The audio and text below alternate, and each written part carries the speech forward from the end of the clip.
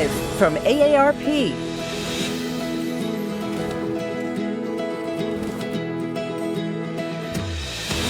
Embrace your health, beauty, and sex life during menopause.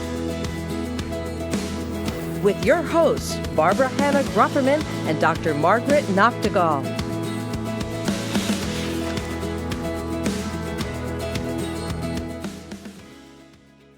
Hello, everyone. Thank you so much for joining us. I'm Barbara Hannah Grufferman. I'm author of Love Your Age and founder and editor of Menopause Cheat Sheet, a weekly newsletter.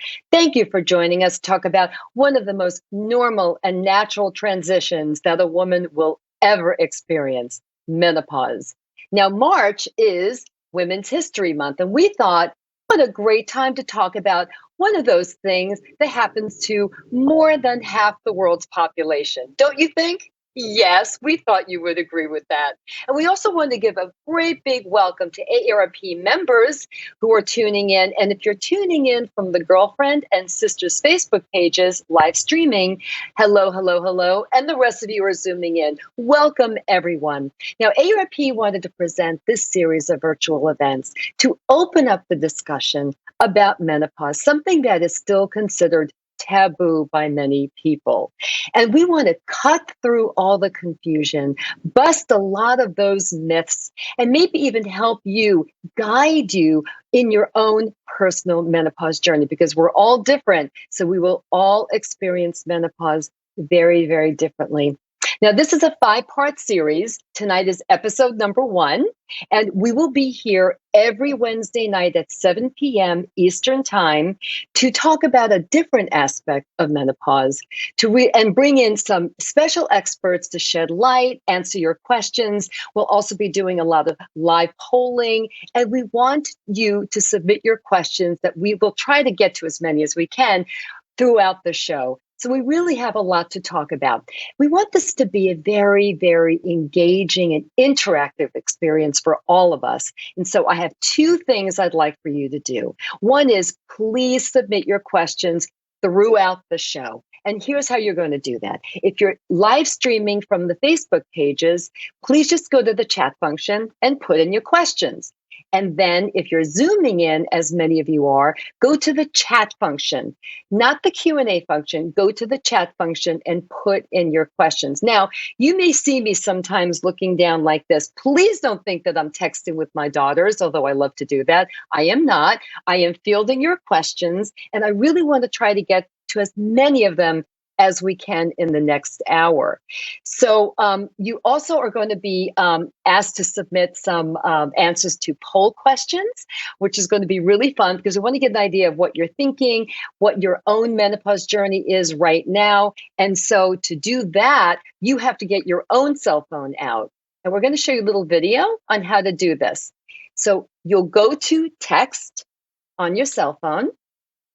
You'll put in 22333 and then write AARP and submit. You'll get a response, and then you're all set. All you have to do then is just answer the poll questions.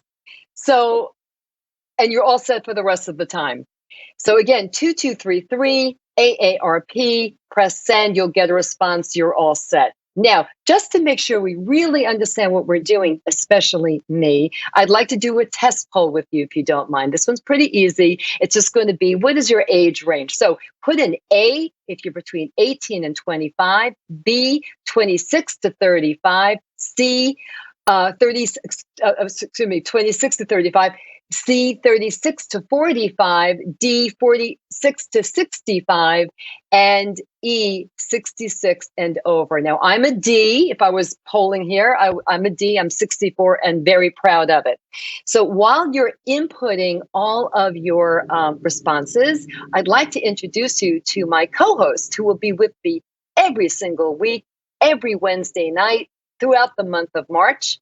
And Dr. Margaret Nachtigall is a reproductive endocrinologist and a clinical associate professor in OBGYN department, division of reproductive endocrinologists at NYU Langone Health in New York City.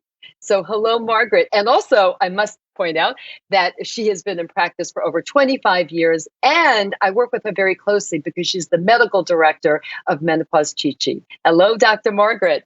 Hi, Barbara. It's so good to see you as always. Always great to see you as well.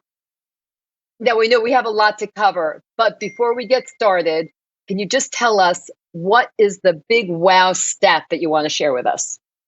Well, it's really amazing. By the year 2025, over 1 billion women will be experiencing menopause worldwide. So that's a huge number, 1 billion women. So this is a really important topic. And tonight, we're actually going to be joined by a very special guest, someone who is a rock star in menopause. She did research in hormone therapy over 40 years ago. She is known all over the world, and she's been my mentor, my teacher. I've known her all my life. So that's going to be exciting. Very exciting. And she truly is a rock star. And she will be focusing on menopause symptoms are really pertaining to perimenopause and what are the best treatment options. So we will be getting to that. But before we bring on our very special guest, we really wanted to share something with you. We wanted to hear from a viewer who wanted to share her own perimenopausal experience with all of us. Let's watch.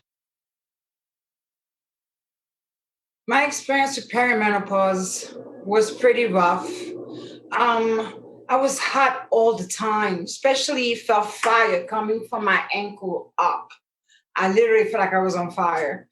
It's really, really hot. Okay, I'm going to be honest. You're going to have to probably edit it.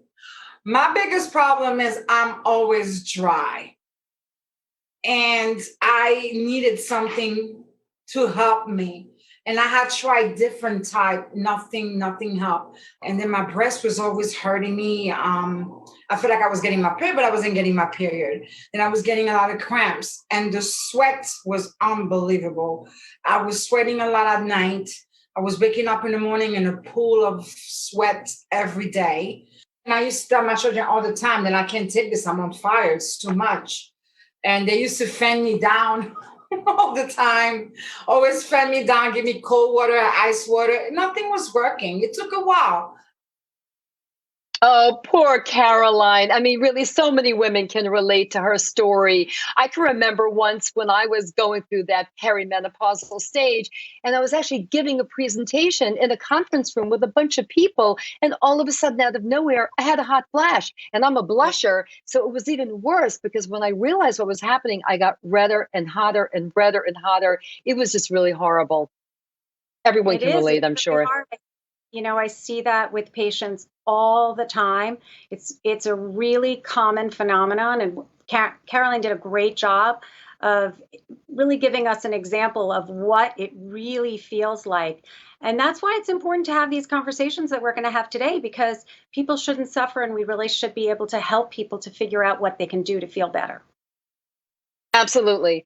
And, is so much confusion around menopause and perimenopause, especially the terms that we use: perimenopause, premenopause, menopause, postmenopause. Like, what does it all mean? Dr. Margaret, you will be answering that in a few minutes, but we do have another poll coming up. We want to talk about that. Before we get to the next poll question, though, let's see the results of our test poll. Let's see if we all were able to do it.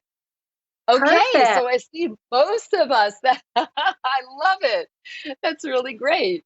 There's a lot of my peers are also involved. So the majority are in C and D, right? Between 36 and 65. It's really the perfect age, because this is the age of perimenopause and menopause. So it really is ideal.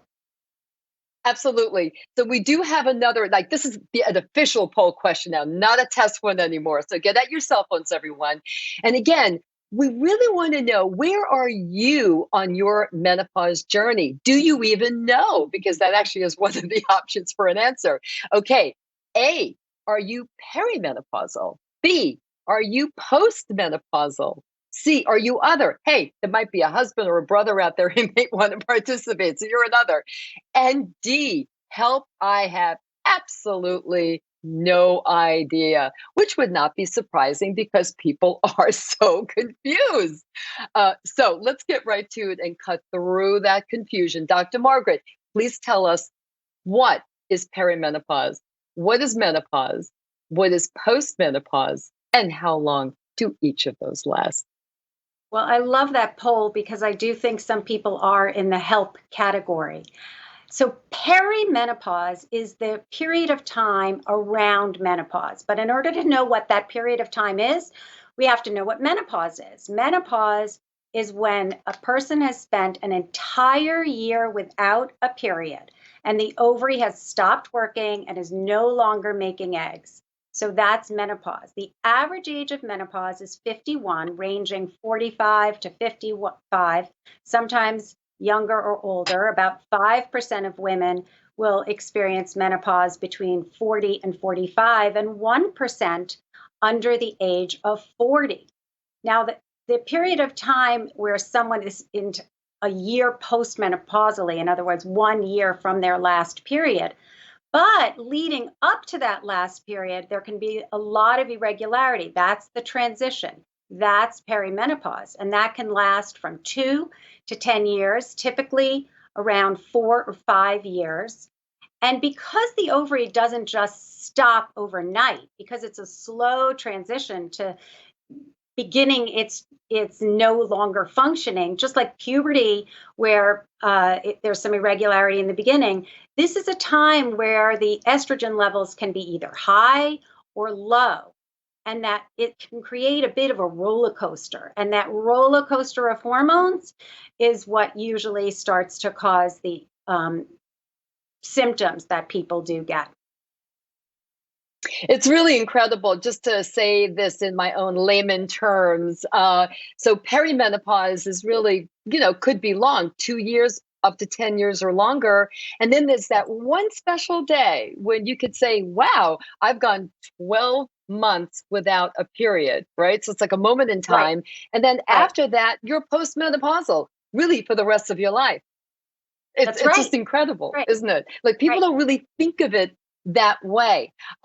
We do have, by the way, I just want to remind everyone, when you're doing your polls, just put in 22333, type in AARP, and then the rest is magic.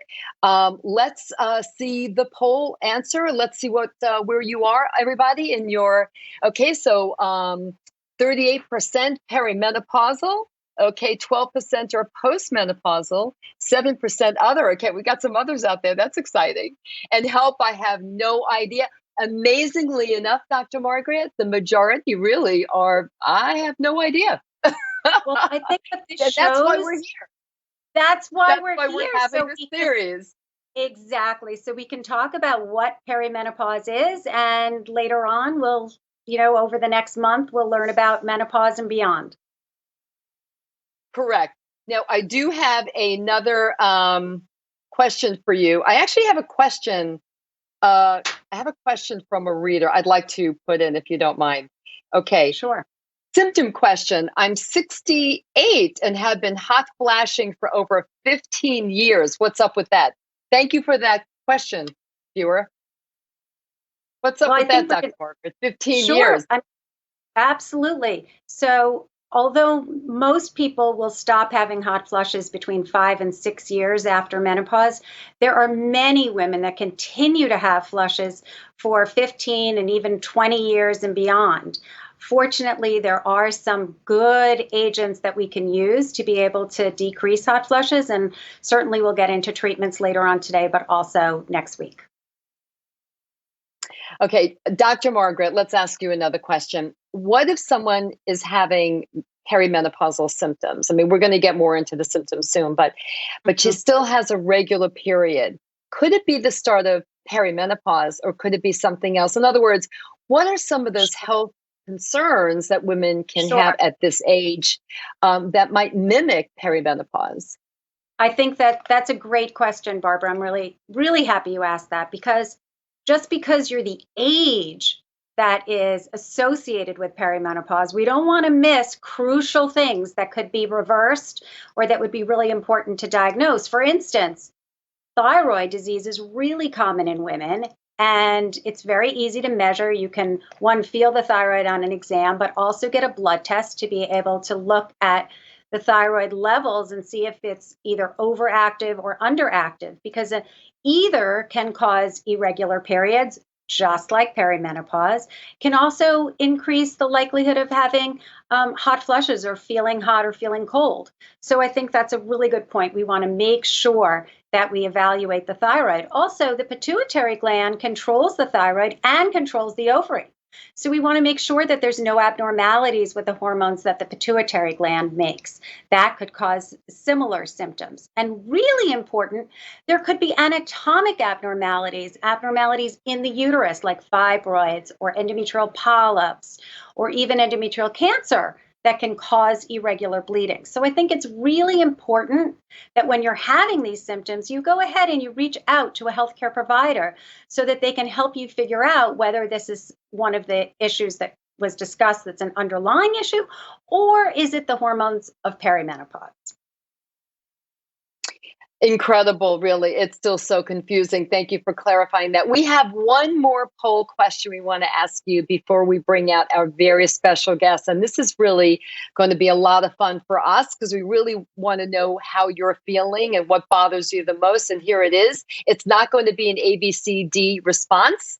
It will be just tell us what symptom bothers you the most. And if you're postmenopausal, as some of you are, think back a little bit and tell us what symptom bothered you the most. We really want to hear from you on this, and I think it'll open up a lot of discussion. Again, you go to your phone, you text to 22333, and this will be a word cloud, which is really exciting. So the most popular things that were the most bothersome will be the largest word. So I'm looking forward to seeing that. 2233.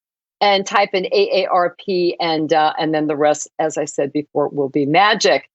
Okay, so we really would like to bring out our special guest now because we do want to talk about the symptoms and some of the treatment. And I'd like to introduce everyone to, as Dr. Margaret put it before, a true rock star, Dr. Lila Nachtigall. She's a professor at NYU Langone Health, as is Dr. Margaret. She's written many, many books on menopause. She is a true pioneer in the field of menopause and women's health.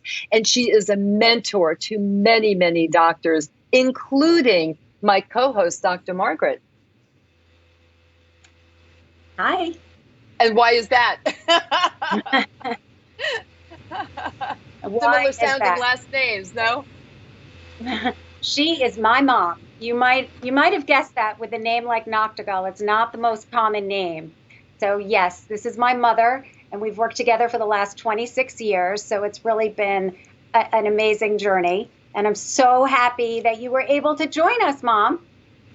Yeah, thank you so much for being here, Dr. Lila. It's so wonderful to have you. Okay, so let's get right to it. This is a very important question. People really want to know. What are the most common symptoms of perimenopause? And some of the most surprising ones, too. Common symptom, and I think you're going to see that very soon on your poll. The most common symptom is hot flushes, sometimes called hot flashes. If they occur during the night, they're often called night sweats, but they're all from the same central nervous system abnormality that sends them off. And they're very variable, which is important. Some women only have 1 or 2 a day, and some women have 20 a day with drenching sweats. So no woman should say to another, oh, you can get through it, I got through it, because everybody's different here. And the next most common, I would say, would be insomnia, but it's a very special kind of insomnia. It's called latency, sleep latency. It's the time you lie down to the time you fall asleep, which should not be more than 10 minutes. And in perimenopause, it can go on for an hour, even an hour and a half, and certainly is bothersome. But the one that bothers the whole family, not just the perimenopausal woman, is the mood changes.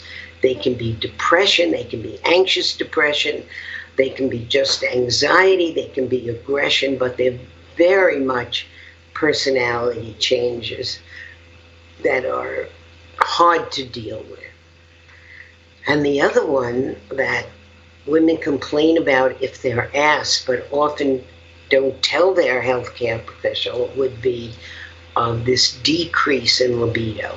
And that's complicated because part of it is from the hormone loss, estrogen going down, and part of it is from testosterone, which is the hormone of desire, also getting decreased.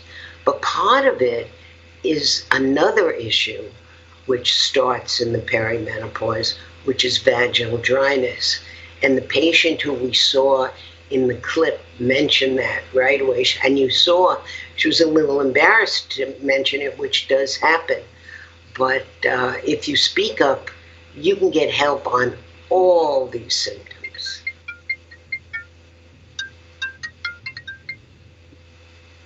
Everyone, I have, thank you for that, Dr. Lyla. I have a question that came up as you were talking about vaginal dryness, and I really would like to, it says from a Zoom viewer, I am having a burning sensation in the vagina area, very hot and dry, makes daily activity very hard. What can I do that works? Well, first you have to make sure it's from the low estrogen. As Dr. Margaret pointed out, there could be other infections that are occurring that can cause those same symptoms. There can be inflammation, even precancerous lesions can burn. So that's something that has to be seen. We've been doing a lot of telemedicine lately because of COVID, and I can tell you the one thing I say to all the patients, we got to look at the vagina. You can't tell that by just the symptoms. But if it is from perimenopause, from the low estrogen that makes the lining of the vagina so dry and thin, you can treat that with estrogen creams. There are some over-the-counter products like hyaluronic acid you can treat with. There really are many, many treatments, but it can absolutely be fixed, the perimenopausal issues. So you have to be seen. That's really the great, you have to be seen by a healthcare provider. I mean, that really is one of, I think, our ongoing messages throughout this whole series is that one of the best things that you can do for yourself is create that dialogue with a trusted healthcare provider. Absolutely. Before we continue with questions in our discussion, I want to get to the poll. I'm really excited about this. So the poll about what is your, wow, look at that. Well, okay, Dr. Lyla, as you said, Dr. Lyla, hot flashes would be right up there as a contender. Oh boy, is it ever. But yes, look at these words. I'd like to read some of them. Right? Look how many answers we have here. So many of them, and I think I've heard this from so many people, the crankiness, the irritability, hot flushes, tremendous, right? Decrease. Look at this, but I also saw heart palpitations. Absolutely. I know I had that. That was an issue for me. Brain fog. Memory loss is really, really a big factor. Oh, this hair is loss. I see hair loss. This is a great example of all of the symptoms that can occur during perimenopause. Thank you all for filling this out. Yeah, absolutely. Clearly hot, heat, feeling heat when you're sleeping, when you're living, when you're awake, and hot flashes. Those clearly are the winners. But look at all these other ones. And, it's just amazing how many symptoms there are. I mean, we were thinking of having a poll question be like, how many symptoms of menopause are there, 5 or less? Or what? There were just so many, so many. And, right. And also, as we'll... Right, it's right. individual. And as we get more... Everybody's different. For some women, hot flushes is the most pronounced. For other, it's sleep disturbance. For others, it's the depression or the anxiety. It really is variable. And for some, it's all of the above. Right. Fatigue. And the memory, I think, is very specific. There is an area in the brain that's affected by the change in estrogen. And it does give you that, particularly, you can't get the nouns. You see the face, but you cannot remember the name, and it drives women crazy, and I can understand that.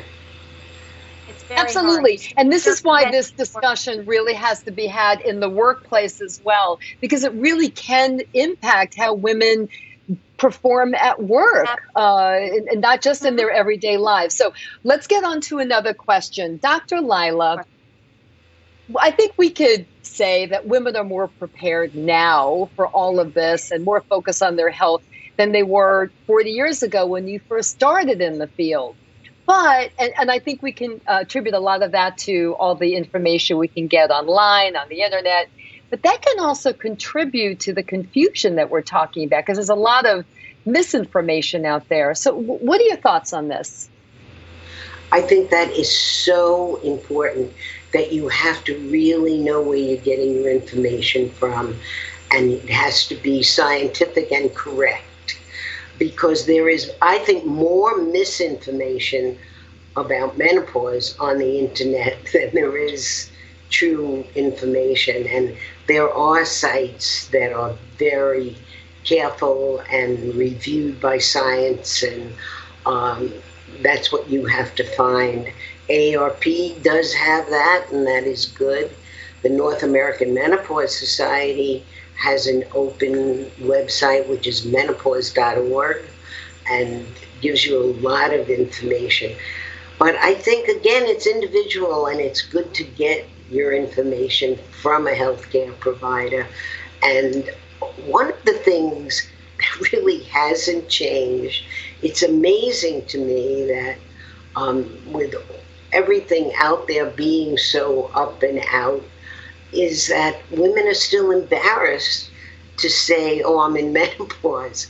I think it's partly, there's something about it, maybe it's that they think it's the beginning of aging, which is silly. No question, Dr. Lyla, no question about it. In fact, I was going to say that when you were finished talking, is that there's so much information out there. There's so much out there, in your words, out there. And yet something so normal, natural, transition as menopause is still like, I'm not talking about it. It's taboo. And I think you are right. I think from a sociological perspective, it is because women don't really want to talk about aging, and this kind of connotes aging. Okay, I do have I have a lot. Thank you so much, viewers. We have so many great questions. This one is also from a Zoom viewer. What can you do about memory loss? Now, one thing I just want to point out to you is that this, as I said, this is a series. Every Wednesday night in March, we're going to be here talking about different aspects of menopause. And on March 31st, want to put it in your calendar, we will have a specialist focusing on brain health. She's very well known, and she focuses on brain health as it is connected to menopause. I don't want you to miss it. So if you can, just kind of hold that question, and we'll talk a little bit about it in more detail on March 31st. And I am getting a lot of questions here, which I think is amazing, about being on birth control pills. So quite a few viewers have asked this question. If being on birth control will keep you from getting perimenopause, will stop you. Can you address that? Right. So I'd love to address that, because I'd love to address that because when you're on birth control pills, although the natural progression of the ovaries will continue, and you really do go through a period of time where the ovary is not working as well as it was before, but birth control pills are actually one of the great ways that we can treat perimenopause. We have other ways, over-the-counter products, improved sleep hygiene, diet, exercise, mindfulness. There are prescription medications that people can take, either hormonal or non-hormonal. But one of the great ways is actually birth control pills, because it's a tough, area to treat, because the ovary in menopause, the ovary is not making estrogen. So the options are estrogen, non-estrogen, and a lot of other areas that we'll get into. But for perimenopause, the ovary is still working. So sometimes it's a little tricky. And so a birth control pill is a great option for a lot of women. It's an individual decision, of course. And of course, we want to make sure that for the person that's using it, that it's not contraindicated for any reason. But absolutely, that's a great idea for a lot of people. And again, everyone, I'm not texting with my daughters. I am looking at the incredible number of questions that are coming in. It's so very exciting, and I hope that we can get to them all. But we are now, let me ask Dr. Margaret a question, Sure. please. Because this is really important, I think that women do need to know what's going on, and they need to prepare for what's ahead. So that being said, what can women do, those who are in perimenopause, what can they do right now to get their bodies ready? Their estrogen levels are fluctuating. They haven't hit menopause yet where they're, Right. down where they're going to stay. They're fluctuating. Right. Everything's out of whack. What can they do to get their bodies ready for what is ahead?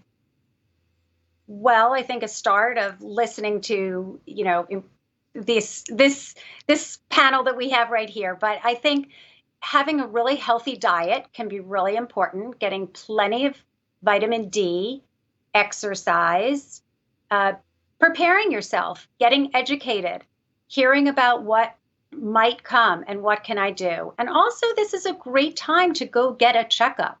Have a physical exam with your healthcare provider. Make sure that your cholesterol is in check. Make sure that you've had a recent pap smear. Perhaps this is a great time to get a mammogram. This is a great time to do a breast exam, a thyroid check. These are all important things that you can do to get yourself as healthy as possible for the next 50 years. And this would also be an ideal time to stop smoking. I love throwing that in. And you know how important bone health is to me. I work very closely with the National Osteoporosis Foundation. That's really important to me. And I can't stress enough how important it is for women to make sure that their bones, because we know what happens when estrogen levels start to drop. I have a great reader, a lot of them, great viewer question. Dr. Lyla, I'd like to ask this of you, please. I've noticed that I've gotten weight gain in and around my midsection. She's calling it menopause belly. Is this due to a lack of estrogen? Well, yes. Dr. Lyla. Estrogen really, amazingly, is what gives you what we call the female body, which is a small waist and larger hips, that nice female shape.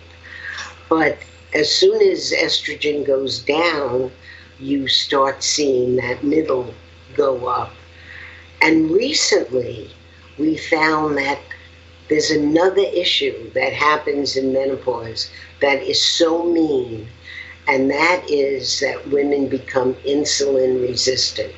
Normally, if you're taking carbohydrates, you make insulin and that burns up the carbohydrate.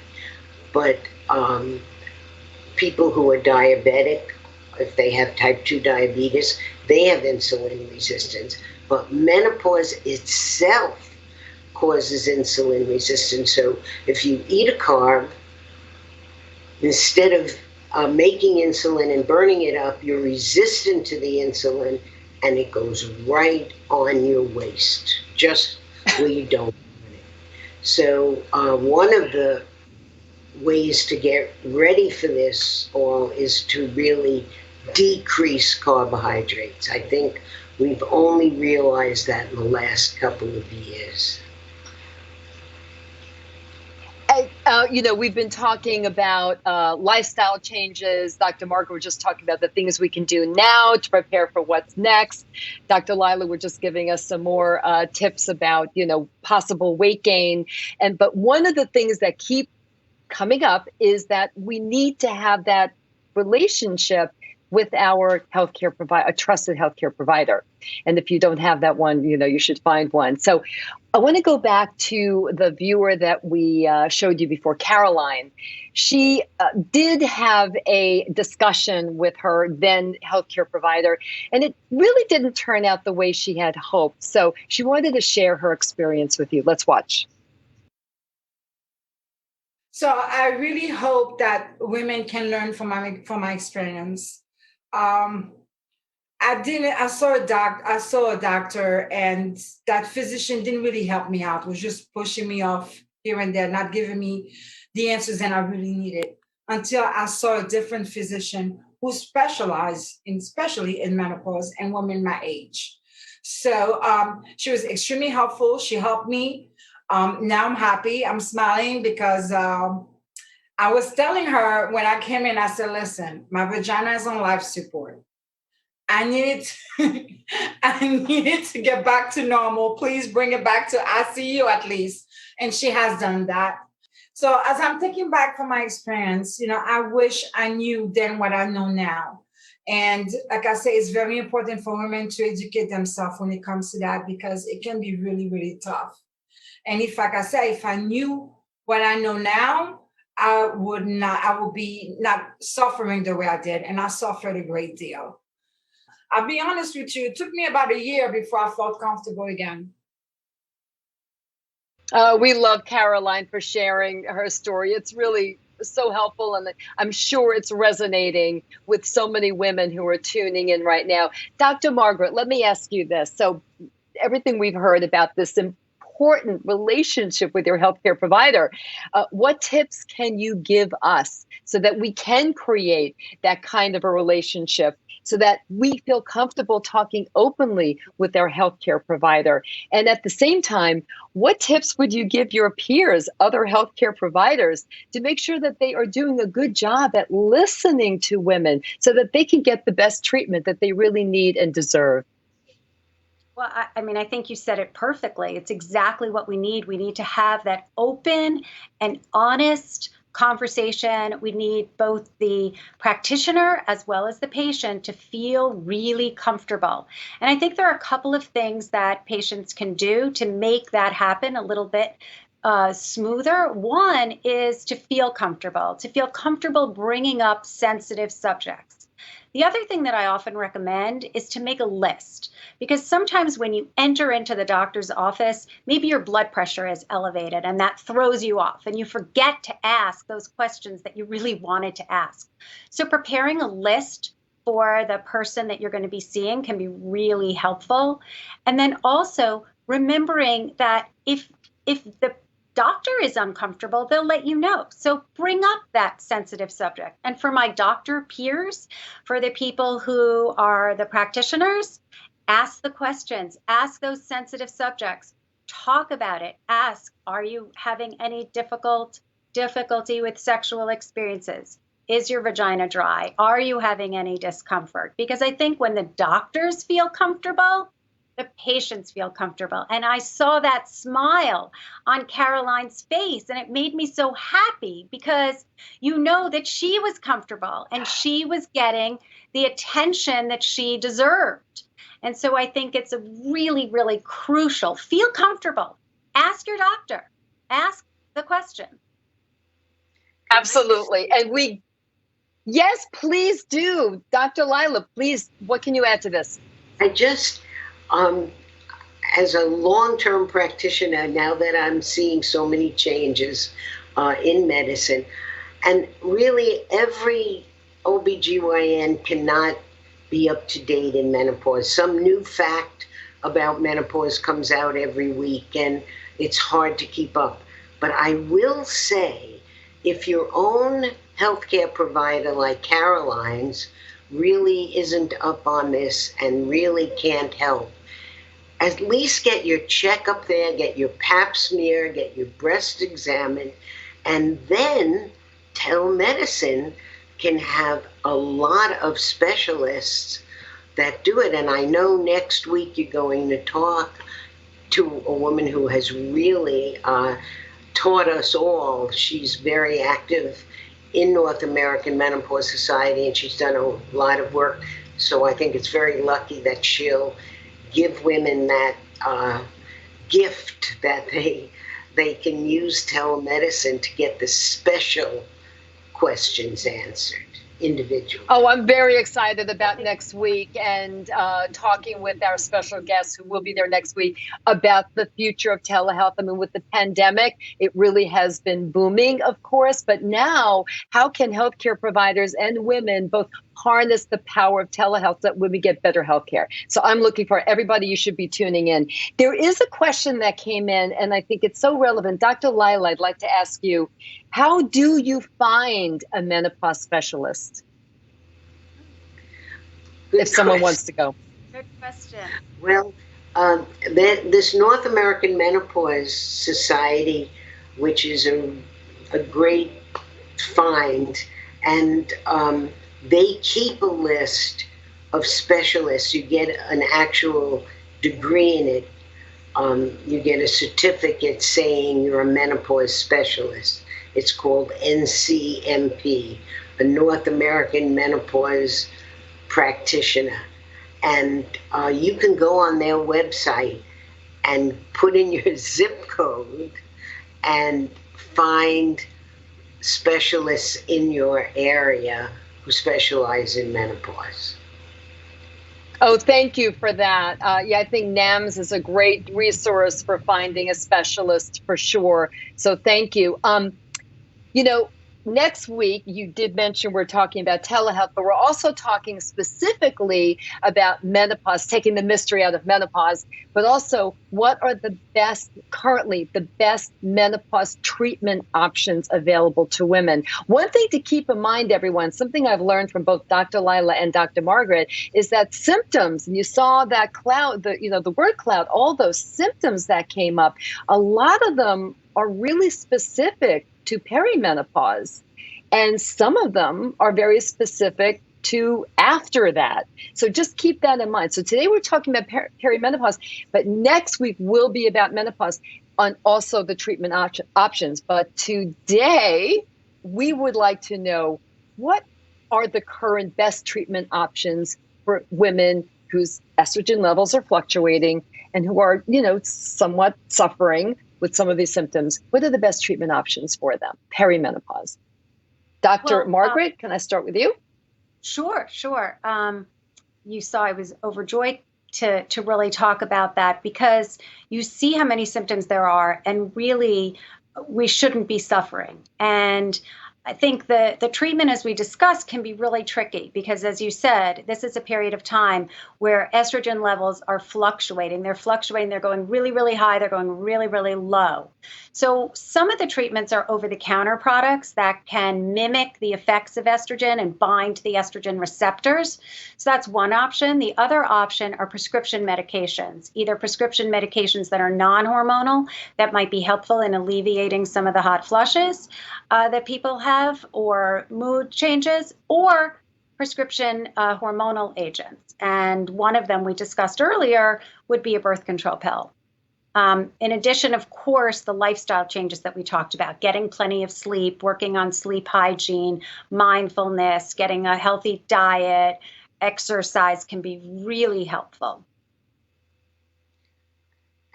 Yeah, I'm shaking my head to that one because, once I was in this perimenopausal period and I was going through what I like to call the umpies. I was a little frumpy, little lumpy, very grumpy. And the one thing that really helped with a lot of these things was exercise, specifically running. And not that everybody should be a runner, but it's really helped me. But I'm sorry, Dr. Lyla, can you add to this? We don't usually use estrogen replacement or estrogen treatment, which you're going to talk about next week for menopause. We don't usually use it in the perimenopause, as Dr. Margaret just said, because of the fluctuations of your own estrogen. We tend to use birth control pills, which puts the ovary at rest and doesn't interfere. But I do want to say the very low dose estrogens that we use for vaginal dryness do not get into the bloodstream. And that, if you're having that vaginal dryness, even in perimenopause, the best treatment is a very low dose estrogen. There are all kinds of tablets and creams, and you can get help with that, and you should. And I echo that. And I also want to tell, I'm sorry, go ahead, Dr. Margaret. No, I was just going to say that I would absolutely echo it, is that as soon as you start to develop symptoms of a dry vagina, that it's a great idea to start treating it, whether you begin with an over-the-counter product, just as Dr. Lila had mentioned, some hyaluronic acid or other compounds, or move into vaginal hormonal therapy like estrogen or DHEA. Whatever it is, you may as well start treating early, because the earlier you treat, the better it's going to be. Once you wait longer and longer and the vagina gets drier and drier, it's still recoverable, but it's harder to recover once you already develop the dryness. So I'm a big advocate for treating in one way or another. Absolutely. And I also want to remind everyone, again, this is a series, and on March 17th, we're going to be taking a deep dive into vaginal health and sex. So you don't want to miss that. We have an incredible guest. You do not want to miss that. I do have several questions coming up about hysterectomies, and I just culled a few into one question. So, okay. Hysterectomies, does it change the menopause journey? And if so, how? Dr. Margaret, can I start with you? Sure. So a hysterectomy is the removal of the uterus, just the uterus. Some women, when they're having their hysterectomies, will also have their ovaries removed. If they do, then that will put them into menopause suddenly, the removal of the ovaries. And actually, it's great that this person has asked, or many people have asked this question, because once the ovaries have been removed, the estrogen level goes from this high level of where it was to begin to nothing overnight, very, very quickly. So that's a time where the symptoms become much higher than they were before. And usually not only are they more frequent, but they're more extreme. So that's a case where I would absolutely consider treatment if it's appropriate. So yes, that is the difference. But a hysterectomy alone, although the bleeding stops because there's no uterine lining to shed, the ovaries remain active and they're still creating the estrogen. And so you'll still have perimenopause and then menopause, just as you would have had your uterus been there. The only difference is you won't be bleeding. That was amazing. And I want to thank, I'm learning so much. Even though I'm postmenopausal, I am learning so much now. And I'm sure everyone who's tuning in is as well. And I want to just take this opportunity again to thank AARP for giving us the time and the place to explore and take these deep dives into all aspects of menopause. So thank you. And everyone, please keep your questions coming. They're coming very fast and furious. I'm excited. And we're going to take more of your questions right after this little minute. AARP wants you to know about 3 e-newsletters that they've created just for women like you. Just take a listen. The Girlfriend champions female friendship, especially as we age, and is a community of mostly Gen X women. We offer the best in health, sex, beauty, travel, career, and parenting information. The Girlfriend also offers an active online book club as well as regular live events. Go to thegirlfriend.com. Sisters from AARP celebrates Black women and welcomes all women. We cover a wide range of topics, including health and wellness, work and money, entertainment, live events, beauty, faith, and more. Go to sistersletter.com. And the Ethel from AARP is named after Dr. Ethel Percy Andrus, AARP's founder who fought tirelessly for the rights of older Americans. The Ethel is a community of women smashing stereotypes around aging and celebrating life at every age. The newsletter offers older women the best in health, sex, relationship, finance, and lifestyle information. Go to aarpethel.com. Subscribing is free and easy. Check them out now. Okay, everyone, let's get back to some of your questions. So, okay. A few questions have come in about acne. Now, I do, because of the fluctuation in estrogen that will happen, as our doctors will explain in a minute. Again, I want to point out that in a couple of weeks, we are having this a special deep dive. I think it's March 24th, in skin and hair, and specifically dry skin and acne, and hair loss, which is an issue or can be an issue. So don't forget to tune in for that. We'll have two very, very special guests with us. So Dr. Lyla, can you please answer that question about acne? What some women seem to be more prone to acne breakouts when they're going through perimenopause. Why is that? Well, it's unusual actually, but locally at the follicle, the oil follicle that causes acne on the skin, the male hormone is competing or gets competed with estrogen.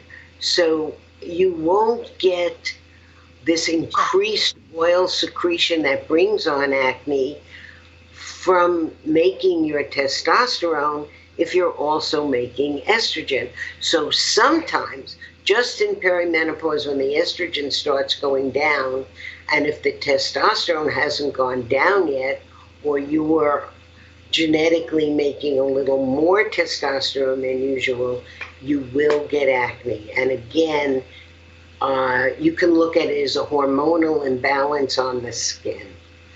And again, that can be treated very nicely, and I think your dermatologist will talk about it, but definitely should be treated. It is not treated the same way as you treat pubertal acne, which is very different. So again, you need a specialist. And we Dr. will go into Margaret, this.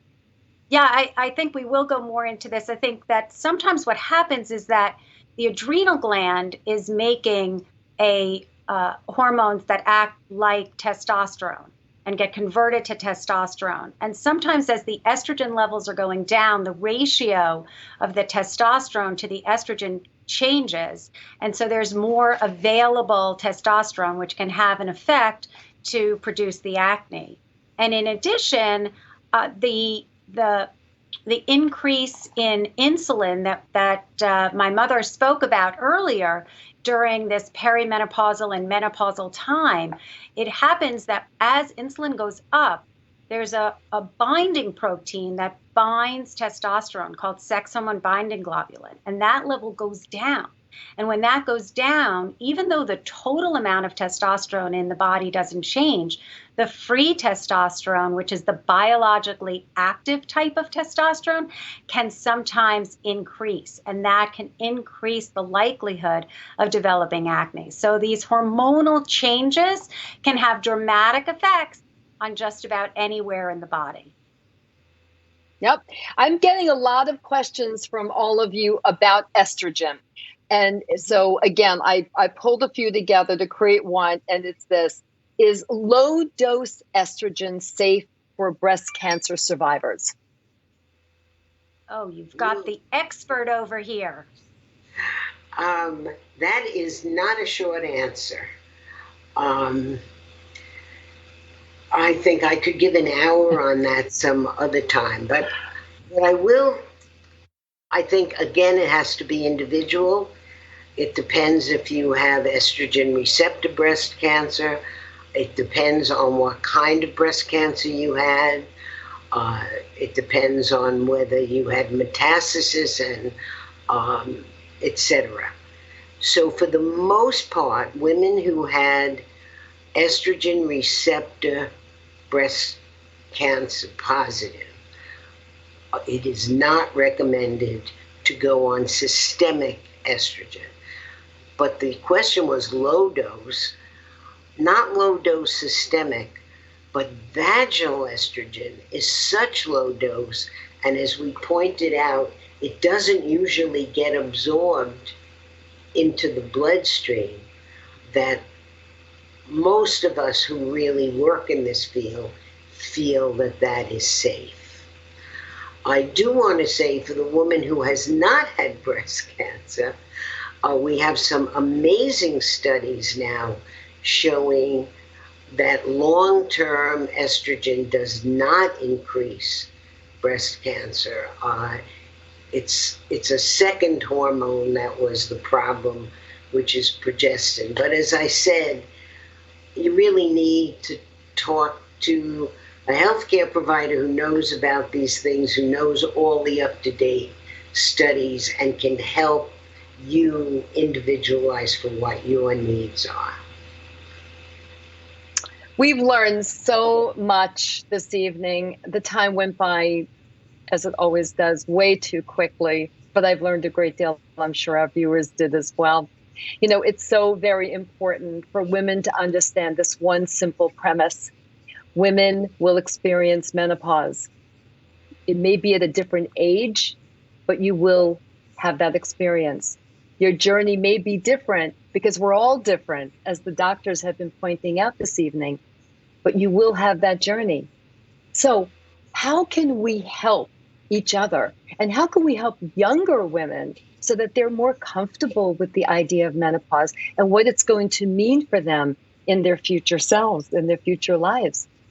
And how can we help women to be more comfortable talking not only with their healthcare providers, I mean, that's essential, I think we've established that, but with their partners, children, friends, coworkers, bosses, so that everyone can understand a little bit better about her personal menopause journey. This should not be something that's taboo any longer. I hope that we've established that. That's critical, Barbara. That's exactly what we want to do here. This is why we want to have that critical, sensitive, amazing conversation about menopause. We want to get rid of the myths that people have. We want to open it up. We want people to feel comfortable. And that's why we're going to continue to do this every Wednesday through the month of March. Right. We're going to continue the conversation. And Dr. Lyla, we can't thank you enough, really, for joining in with us tonight, sharing your knowledge and expertise with all of us, and to keep this conversation going. Thank you so much. Thank you so much. Thank you for joining us. And everyone, we will continue this conversation. We will be here every Wednesday night at 7 p.m. Please join us again. Next week, we're going to be taking the mystery out of menopause, focusing with our special guest on menopause, menopause symptoms, best treatment for menopause symptoms, and also the future of telehealth and the importance of personalized medicine and personalized menopause management. Say that really fast. And I just want to point out that you can get resources from AARP about menopause on thegirlfriend.com. And we also want to make sure that you send us your questions ahead of time so that we can shape the future episodes according to what is most important to you. So send us your questions to menopause@aarp.org, and you can just send in an email, or maybe even think about picking up your cell phone and doing a selfie video. We'd love to see your beautiful faces. You can send your questions that way too. And again, AARP resources for menopause on thegirlfriend.com. And please, we really, really value your opinion. So please don't forget to fill out the survey. We'd love to hear what you thought, and that would really be helpful to us for our future episodes. So please fill out your surveys. Margaret, it was so good to see you. It was so good to see you. We'll see you again. So good to be with you for the hour. I can't wait to see you again next week. I can't wait to see you too. And everyone, I can't wait to see all of you as well. Until then, remember this: we can't control getting older, but we can control how we do it.